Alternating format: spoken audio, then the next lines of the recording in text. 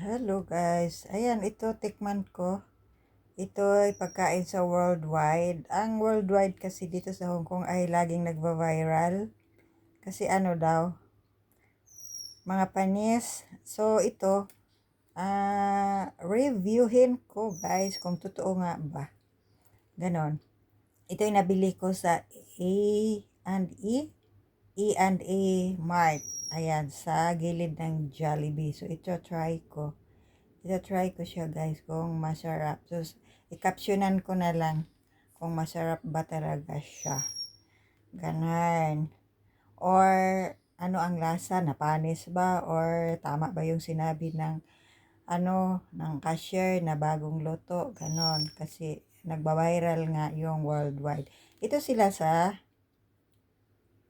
mismo hindi sa building sa hindi building doon sa kasi nasa ibaba sila na malapit sa gilid ng Jollibee Hong Kong sa worldwide. Ganon.